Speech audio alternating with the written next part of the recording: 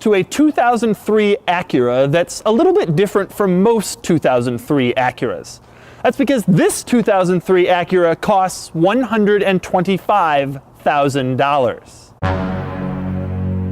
Of course, this isn't an 03 MDX with Cheetos between the seats. This is an Acura NSX, one of the most iconic sports cars of all time, lent to me by my friends at LBI Limited here in Philadelphia, Pennsylvania, purveyors of some of the most exciting, exotic, unusual cars on the eastern seaboard. And yes, it's valued at $125,000. Now, if you're not into cars, you might be stunned at the idea of paying $125 grand for a 13-year-old Acura. Even if you are into cars, you might be surprised to hear that an NSX could possibly cost this much. I certainly was, until a friend told me to check NSX prices. Earlier this year at auction, a pristine low-mileage example sold for $144,000. The average list price of a late-model early NSX on AutoTrader is almost $90,000, with nice ones like this routinely listed at well over $100,000. And so I had to round up an NSX to answer the question, is this thing really worth something like $125,000? I'll start with a discussion of what the NSX is and what it isn't. What it is an iconic sports car originally offered in the early 1990s as a competitor to exotic brands like Ferrari and Lamborghini, with a reliable V6 from a Japanese car company. Acura kept it on the market, never fully redesigned, for almost 15 years. And even as exotic cars got more aggressive and loud and fast and showy, the NSX remained, well, the NSX, a sports car that focused on handling and driving excitement over brand recognition and showing off. What the NSX isn't is a Ferrari or a Lamborghini. There's no prancing horse or raging bull on the hood. You can't see the engine through the glass in back. The NSX's V6 engine and stock exhaust won't make a V8 scream as you drive through a tunnel. And when you drive down the street, teenagers with cameras the size of their heads won't be chasing you down for a picture. But in terms of pricing, a 2004 Ferrari 360 is worth somewhere between $75,000 and $100,000. A 2004 Lamborghini Gallardo is worth somewhere between $90,000 and $110,000. But this is just an Acura. So to find out if it's worth it, we start with a tour. Now, this particular NSX has only 8,600 miles on it, and it's pristine and perfect, and everything works. And the first thing you notice when you climb inside this car is, compared to an Italian exotic, just how functional everything is. For example, just opening the door. You go for the door handle and it's not shaved off the side or under some streak like some Italian exotic. It's just a door handle. You pull it and it opens. Speaking of the door, Acura didn't even bother to hide any of this car's exterior keyholes to make it more beautiful or streamlined or perfect. They're just functional. They're keyholes. You want to open the door? You stick the key in. On the door, you have the power windows, power mirrors, and power locks. Simple. Now, this may not seem like much, but on the Ferrari 360 of the same era, all three of these things were scattered about the interior in 3 different places. That functionality carries through as you get further inside the car, where there's no secrecy about where anything is. You want to open the front? Open the front. You want to open the back? Open the back. You want to open the fuel door? Open the fuel door. All marked with simple, well-labeled buttons and levers exactly where you'd expect them to be.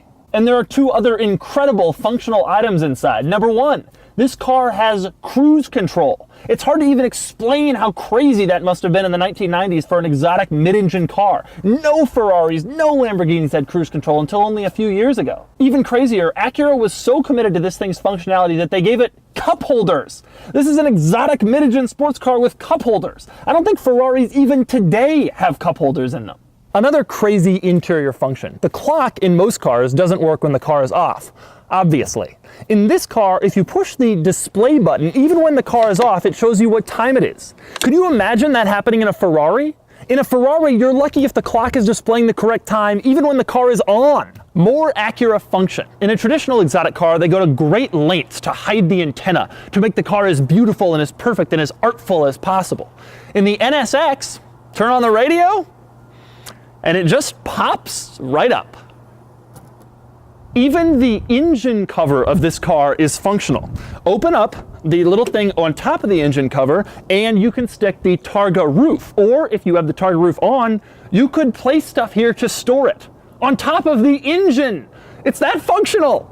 But that's not to say the NSX isn't without a few quirks. We'll start with the most interesting quirk, which is the trunk situation. Now, in most mid-engine cars, the engine is back there and the trunk is up there. And I've noticed that that's what most people think the situation is with the NSX. But believe it or not, it isn't. Yes, the engine is in the middle. But up in front, there is no trunk. There's just a smattering of wires and other important components for the vehicle. In fact, the trunk of the NSX is in back, like a trunk for a normal car, right behind the engine. So there are 3 opening orifices on this car. There's the front trunk, which isn't a trunk. There's the hood over the engine, and then there's the actual trunk, which is in back.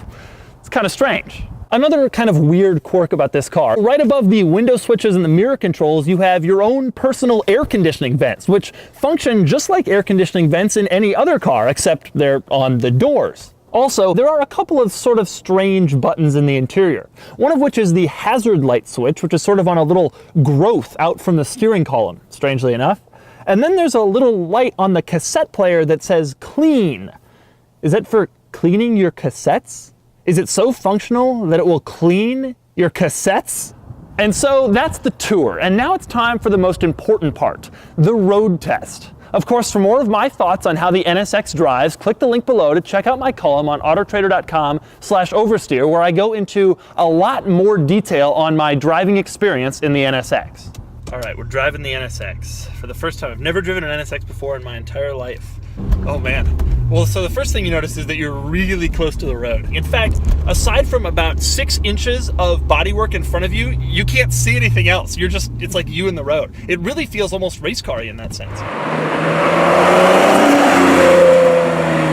This one just feels factory fresh. Everything is ultra tight. The handling is tight. There's no body roll at all. Even the gear lever is super tight. Also very short throws. Maybe some of the shortest throws I've ever seen in a production car. This is cool.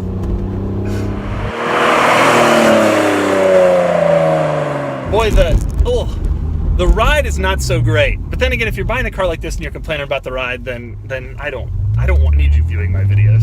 It's certainly not like a 911. If you buy this car expecting 911 levels of comfort and refinement, it isn't on that level. For one thing, the interior, while functional, it's not incredibly nice. None of the things in here are really ultra high-end. Oh, it's so sweet around just a corner on a highway on-ramp. It's so sweet. No body roll, very predictable handling, very tight steering. It's everything you want from a car like this. But I just floored it. It's not incredibly quick. So this car has 290 horsepower from its little V6. The 430 came out in 04 and it had 500 horsepower. By then, this thing was hardly a competitor for those cars anymore. This car is for twisty back roads. That's where it's fun. And you, unlike a lot of exotic cars, unlike all exotic cars, you can really use the whole car. And it's so much fun to be able to do that. And that also gives you confidence because you know how it's going to react when you're at higher RPMs. In the Viper, you stab the throttle, you're not really sure what's going to happen because you don't really use the top of the rev range all that much. But in this thing, you can use all that stuff, and so you get very confident in this car very quickly. The transmission is so easy and slick. You just can rev match so easily. And I love how tight the gear changes are. It's incredible. The clutch is tremendously easy to use, yeah. And you know exactly, you can very quickly figure out exactly where it catches. I have to admit, I really enjoy driving this thing and no one's staring at you. My biggest complaint about my Ferrari when I had it was that everybody was constantly looking at you and asking you questions and stuff. I haven't had a single person yet even acknowledge my existence. And this one is bright red. It was silver. You could just have your own personal fun and only ever deal with other car enthusiasts, which is the dream. The thing about this car is it doesn't have that big V8 sound. It doesn't and it doesn't have the exotic look or the exotic brand. I mean, I look down at the steering wheel and it says Acura, and so does my fiance's RDX. But it doesn't matter. None of that matters because of how capable it is. You learn to put that stuff aside because it's so awesome to drive.